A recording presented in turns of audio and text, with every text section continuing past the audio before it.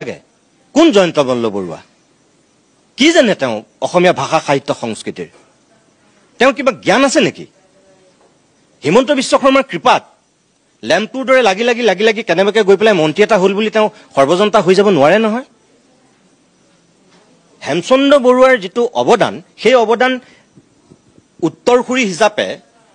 আনন্দৰাম বৰুৱাই যেতিয়া হেমকোষক আগুৱাই নিব বিচাৰিছিল লক্ষ্মীনাথ বেজবৰুৱাই তাত চাৰ্টিফিকেট দি থৈ গৈছে আৰু তাত কবলৈ কি আছে আনন্দৰাম বৰুৱাৰ উত্তৰসূৰী হিচাপে দেৱানন্দ বৰুৱাই নিছে দেৱানন্দ বৰুৱাৰ উত্তৰসূৰী হিচাপে জয়ন্ত বৰুৱাই লৈ গৈছে তাত কবলৈ কি কথা আছে আৰু হেতু কাৰণে কলো যে এইবিলাক তেওঁলোকে নাজানে কাৰণে নিজৰ অজ্ঞানতাৰ পৰিচয় দিছে তাতকে বেলেগ কথা একো নাই লিগেচিটো আৰু আগবাঢ়ি গৈয়ে আছে প্ৰথম হৈ আছে আৰু তাৰ জয়ন্ত বৰুৱাই এই লিগেচিটো মেইনটেইন কৰি কিবা অপৰাধ কৰিলে নেকি কিবা ভুল কৰিলে নেকি আজি যে এই ব্ৰেইলি সংস্কৰণ ওলালেগে কিবা ভুল কৰিলে নেকি তেওঁলোকৰ গতেটো তেওঁ 2 নম্বৰী কৰি পেলাই এইবোৰ মানুহক ঠগি পেলাই কাম কৰা নাই নহয় তেওঁ এখন হেমকোষৰ দৰে এখন অভিধান আগুৱাইহে লৈ গৈছে ব্ৰেইল সংস্কৰণ উলিয়াইছে প্ৰধানমন্ত্ৰীক যদি দি চাগে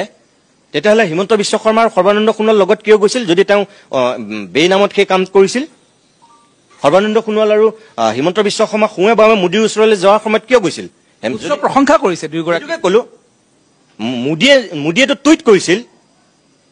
মোদীয়েতো গোটেই বিশ্ববাসীক জনাইছিল বেইল সংস্কৰণৰ কথা কি নৰেন্দ্ৰ মোদীতকে জয়ন্ত মল্ল বৰুৱা ওপৰত নেকি ক্ষমতাই মূৰত ধৰিলে মানুহে হিতাহিত জ্ঞান হেৰুৱায় এটা কথা জয়ন্ত মল্ল বৰুৱাহঁতৰ নিচিনা এই চালা চামুণ্ডা পাবত গজা নেতাবিলাকে মনত ৰখা উচিত ক্ষমতা সদায় নাথাকে সদায় তেওঁ সেই শক্তিশালী মানুহ হৈ নাথাকিব